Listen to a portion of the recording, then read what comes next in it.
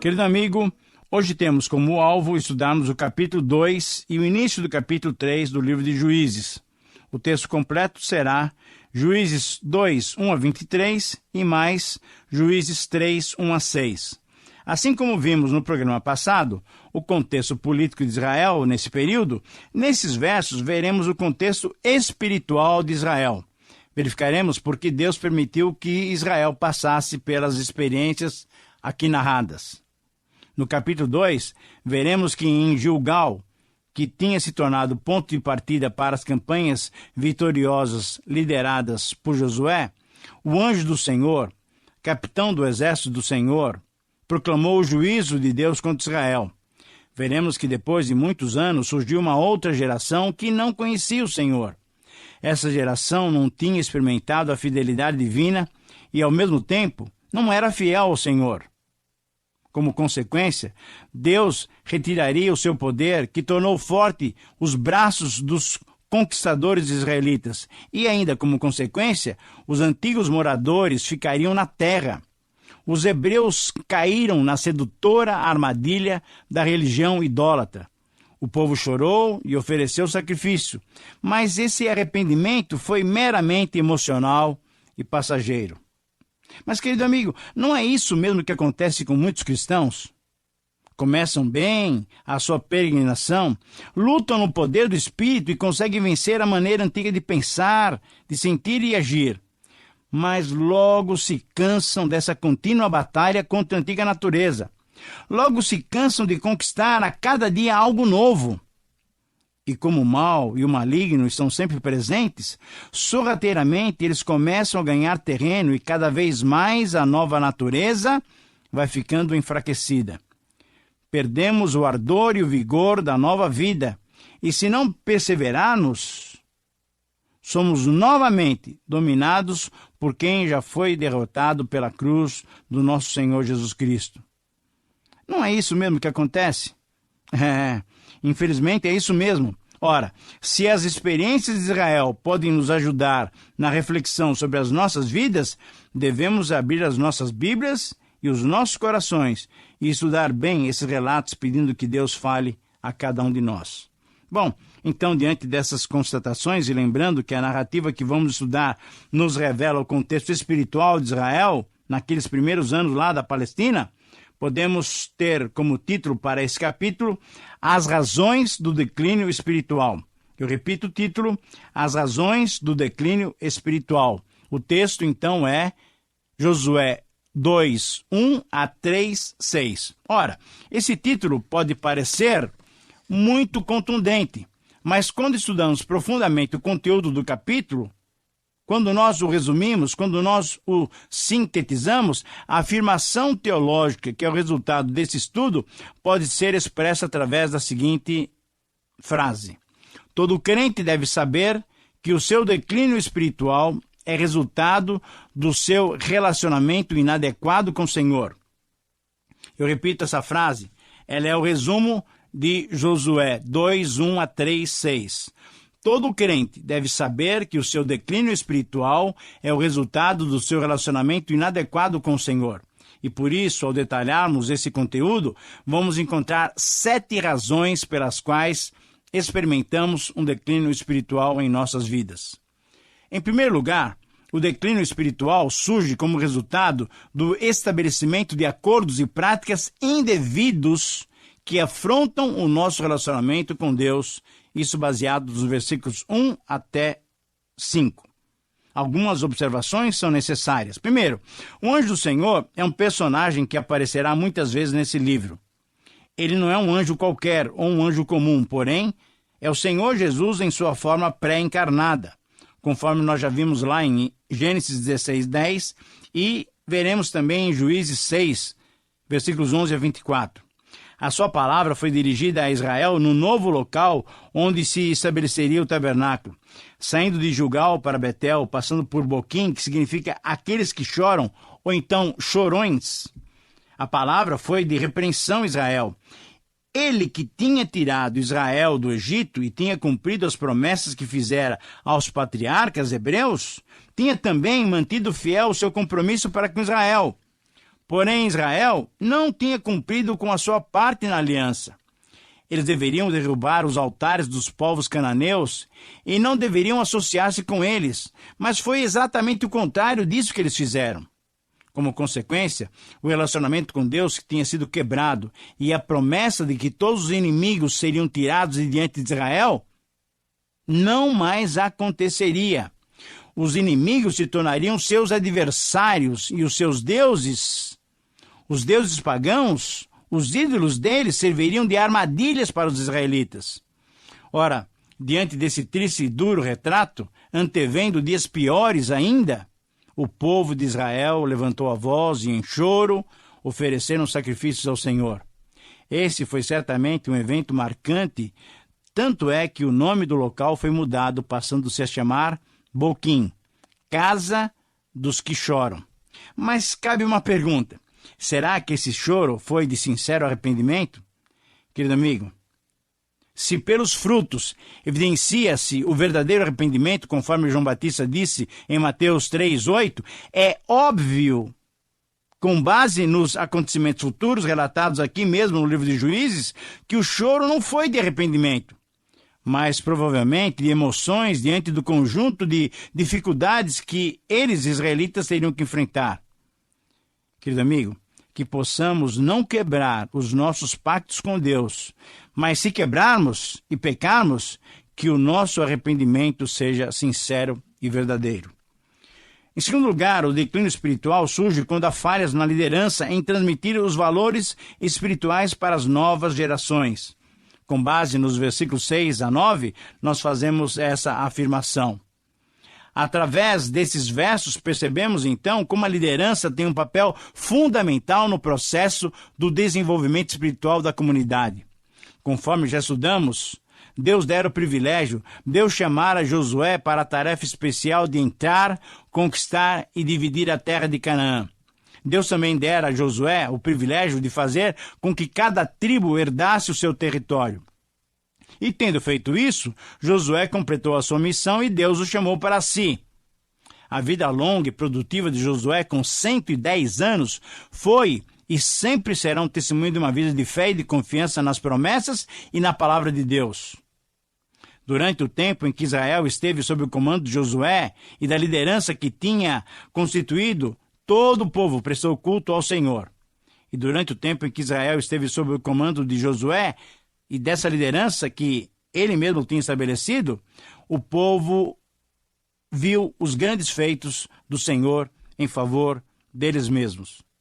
Querido amigo, essas afirmações, então, são um alerta para vários líderes que, por seu egoísmo, por sua centralidade, por sua autossuficiência, ou até por seu relaxo, por sua carnalidade e por suas manipulações, impedem o povo de ter e desenvolver um relacionamento direto e abençoador com o Senhor. O verdadeiro líder é servo e deve viabilizar, deve favorecer o relacionamento íntimo entre o seu povo e Deus. Que Deus tenha misericórdia do seu povo, que muitas vezes é manipulado por uma liderança incorreta e pecaminosa.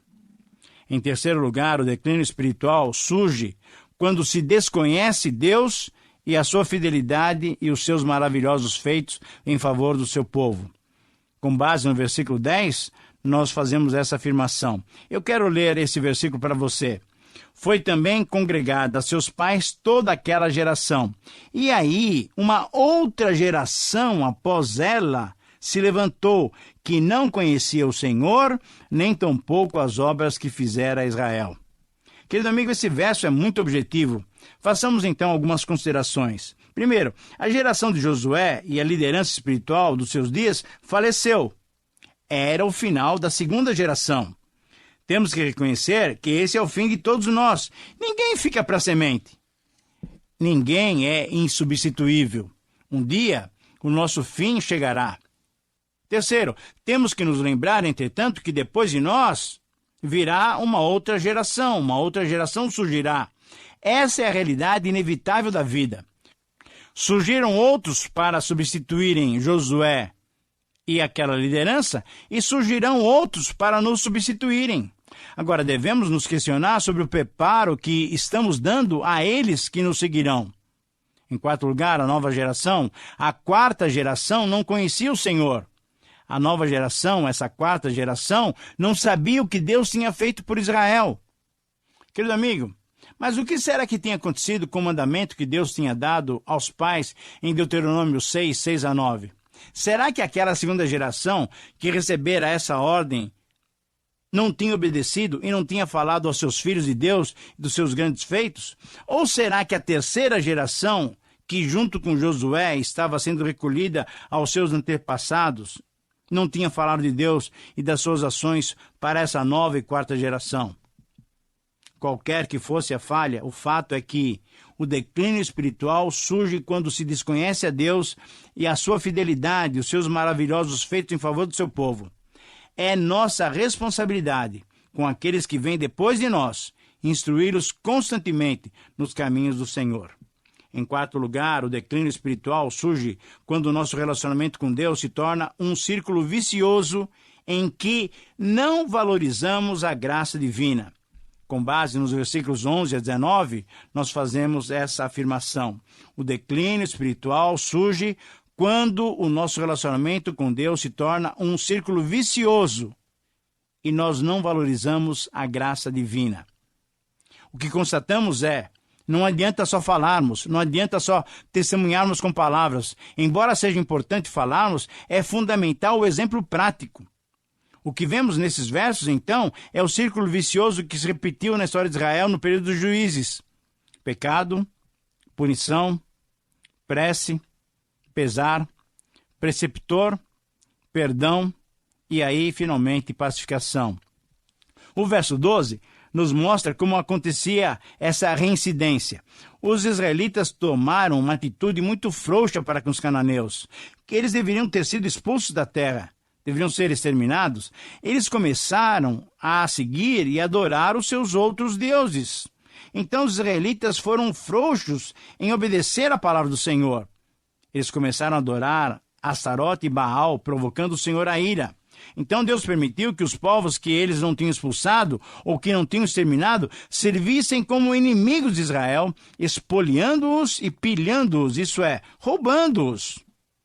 Deus levantava libertadores, mas eles novamente pecavam, desviando-se dos caminhos dos seus pais. Mas Deus, em sua graça, levantava homens tementes e com eles estava. Esses homens livravam o povo das situações mais difíceis que se possa imaginar por causa dos seus gemidos. E assim, o Senhor lhes concedia mais um tempo de paz. Mas o texto termina de modo triste, querido amigo. Quando esses libertadores, quando esses juízes morriam, logo uma outra geração surgia e adorava e servia os deuses pagãos. E assim, o círculo foi sendo vicioso. E esse círculo foi sendo praticado, mostrando a cada geração um exemplo de vida pecaminosa e perdida diante de Deus. Querido amigo, o que esses versículos nos ensinam é que o exemplo, embora seja uma bênção para os outros, é um desafio para nós. Que o próprio Senhor, pois, então, nos ajude a testemunhar e a viver de modo agradável a Ele, mostrando aos outros como desenvolvemos a nossa vida de fé. Em quinto lugar, o declínio espiritual surge nos versículos 20 a 23, quando nós somos testados e não comprovamos a obediência que Deus requer a cada um de nós. O declínio espiritual surge quando nós somos testados e não comprovamos a obediência que Deus requer a cada um de nós. Como entender esses versos, versículos 20, 21, 22 e 23? A reação do Senhor diante da dureza do coração de Israel não se fez por esperar. O pecado foi claramente apontado. Israel tinha transgredido a aliança estabelecida entre Deus e seu povo. Essa aliança já durava há séculos e Deus a mantinha sempre fiel. Ela foi estabelecida e confirmada com Abraão, com Isaac e com Jacó. Ela tenha sido aceita pelo povo lá no Monte Sinai. E Deus não falhara em cumprir as suas promessas. Diante da quebra da aliança, Deus claramente se posicionou. Ele não iria mais expulsar os povos que ficaram na Palestina depois da conquista sob o comando de Josué. Deus usaria essas nações para testar Israel, para verificar se Israel obedeceria e andaria nos seus caminhos assim como fizera a geração passada. É digno de nota, no versículo 23, onde lemos que desde os dias de Josué, Israel era provado. Nesse versículo lemos o seguinte: assim o Senhor Deus deixou ficar aquelas nações e não as expulsou logo, nem as entregou na mão de Josué. Essa prova era um exame contínuo. Não era um acontecimento isolado como um exame no término de um curso. Não, cada nova prova oferecia uma oportunidade de o povo amar e servir a Deus. Este sabia da fidelidade do povo, se o povo oscilaria com o passar do tempo de uma geração para o outro. Querido amigo, Deus nos testa verificando a inclinação do nosso coração. Ele, que é soberano e onisciente, já sabe de antemão o resultado, mas Ele quer que eu e você reconheçamos a nossa debilidade e a nossa fragilidade e peçamos por sua graça, por sua misericórdia, para vencermos a velha natureza e assim desfrutarmos tudo o que Ele tem oferecido a nós. Em sexto lugar, com base nos versículos 1 a 4 do capítulo 3, o declínio espiritual surge ao se definirem os inimigos que enfrentamos nas batalhas de comprovação da nossa obediência. Eu vou repetir então mais uma vez essa sexta razão. O declínio espiritual surge ao se definirem os inimigos que enfrentamos nas batalhas de comprovação da nossa obediência. Será que temos considerações e aplicações sobre esses versículos? Versículos 1, 2, 3 e 4 do capítulo 3? Ora, certamente sim. Logo nos versos 1 e 2 do capítulo 3, encontramos mais um propósito em Deus permitir a permanência dessas nações no meio do território israelita.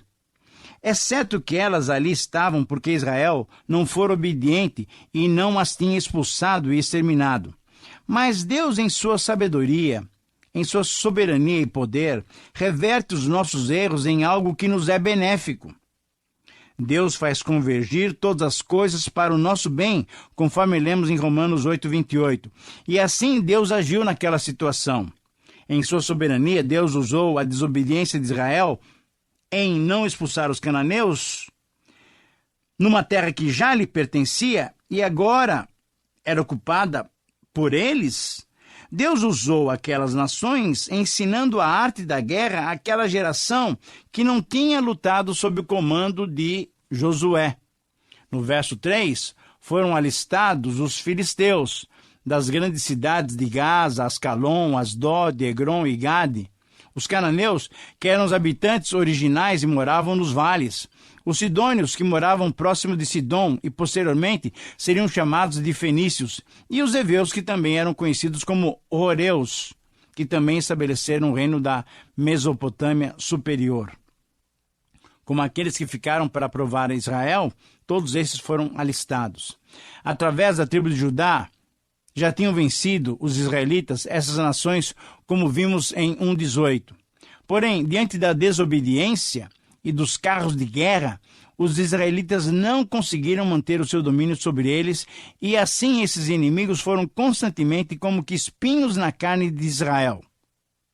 Infelizmente, rodeado por tantos povos de crença e práticas totalmente diferentes, Israel não foi capaz de manter-se puro, racial e religiosamente. Ao invés de se separar desses povos, ao invés de permanecerem fiéis ao Senhor, os israelitas rapidamente aceitaram os deuses da natureza daqueles povos e daquela terra, e assim aceitaram suas práticas, aceitando também suas filhas e filhos, e deram em casamento seus filhos e filhas. Querido amigo, esses inimigos alistados são como aquelas áreas bem definidas em nossas vidas, em que temos maiores dificuldades e que Deus usa para nos testar, para revelar se obedeceríamos ou não seus mandamentos. Você consegue identificar em sua vida quais são essas áreas? Certamente Deus já as conhece, mas você precisa reconhecer a sua necessidade da graça e da misericórdia divina para a obtenção de vitória. Muitas vezes, somente depois de analisarmos detidamente sobre a investigação amorosa do Espírito Santo, é que percebemos quais são as áreas em que mais necessitamos da misericórdia do Senhor. Que possamos, ao descobrir essas áreas, buscarmos os recursos que só Ele pode nos dar, Isso é, o seu infinito perdão e a sua completa capacitação para mantermos a vitória que Jesus já conquistou para nós na cruz do Calvário.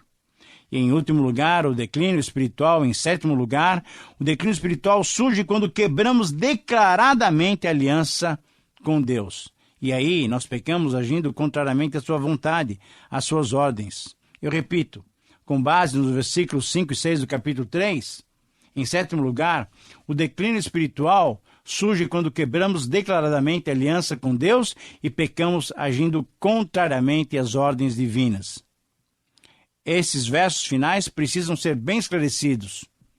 Aqui temos o ápice de toda essa fatídica trajetória de Israel nos primeiros anos de sua estadia em Canaã.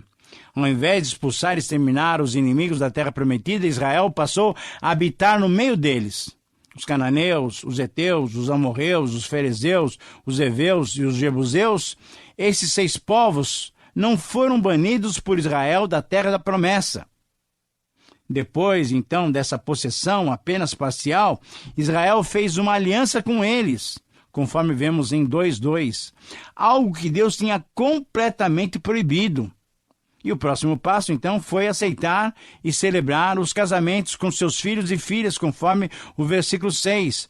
Tomaram de suas filhas para si por mulheres e deram suas próprias filhas aos filhos deles. O que também tinha sido expressamente proibido por Deus.